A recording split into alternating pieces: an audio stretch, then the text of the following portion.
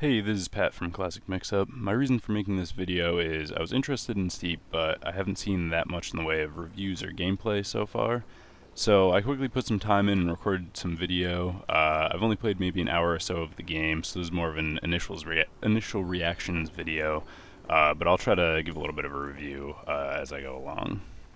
The game is gorgeous, as you can see. With that being said, the system requirements are pretty high. I do think those are overstated in some of the other reviews that I've seen. While it's a concern, I was able to get over 60 frames per second with maxed out settings. You can see in the corner the counter there.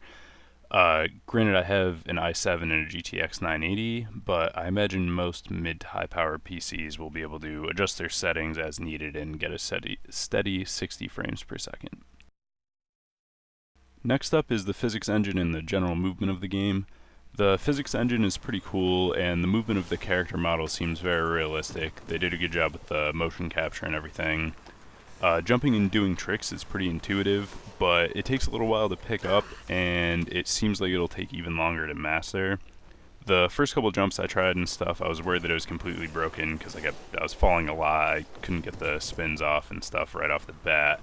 And I still haven't played it for very long, so I'm not 100% sure I have it figured out, but I'm starting to get the timing down a little better and landing a higher percentage of my tricks.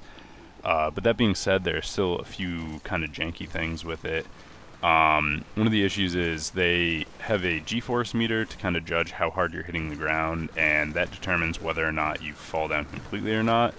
But there are two issues with that. One, if you're going over rocks for like even a fraction of it, like a second or so, probably even a little less than that, the G meter goes all the way up and you end up falling.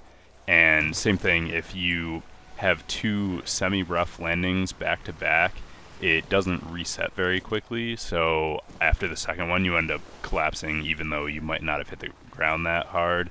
So that ends up being kind of annoying as well.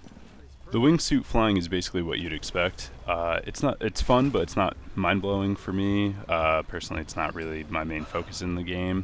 The paragliding isn't really anything special either. It's not bad if you just want a nice view of everything and kind of cruise around slowly, but to me it seems dumb to race with it because it's really slow. I haven't gotten into multiplayer much, and I haven't really explored as much as I could, so I can't speak to that. But being able to kind of do your own thing, explore around, do your own run, and set it as a challenge for other people seems pretty interesting. But I don't know how long that's really gonna increase the replayability for. I do like the replay system. For me, it's nice to be able to mess around and make stuff look pretty if I want to upload it, which I'll try and show some of that right now. But for most people, I feel like it's not really going to make or break the game for them. And a couple other nice things. The sound in the game is really nice. The wind whipping past and the snow crunching underneath you both are very realistic sounding, which adds to the immersion a little bit. Another big plus is that you can teleport around or restart your run with no loading screen, which is nice for this size of open world, and it's definitely nice if you're going to be falling down or crashing a lot. So, in summary, is the game worth $60? I think Ubisoft has pretty much hit what they were going for with the game. It looks great, the physics engine seems pretty solid, and it seems like there's a lot to explore in the open world. But while this trick system is intuitive, it can be a bit janky, which hurts when it prevents you from landing an awesome trick. And the open world is only so big, with only so much variation when everything needs to be white and steep. Yep, you get it. So eventually, I'm gonna end up seeing everything there is to see. So the exploration aspect of it is only gonna last so long. So basically, I'd say if you love skiing or snowboarding, or if you've been waiting for a realistic winter sports game for a while, Steep is probably worth $60 for you. But if not, or if you're willing to wait a little while, I'd say wait and grab it on sale.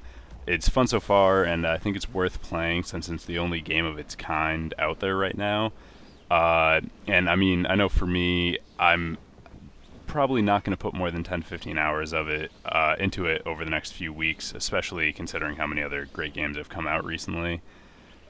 Sure, I'll probably end up playing it on snow days, and if any of my friends end up picking it up, I'm sure I'll get a few more hours out of it playing with them.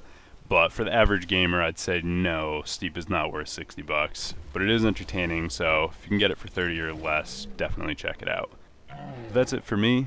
Like and subscribe and all that if you can, or if you've played the game and you want to leave your opinion below, that'd be great. Also, let me know if you want to see more reviews. This is the first one I've done, so if it generates some interest, I'll definitely do some more. So that's it. Thanks again, and take it easy.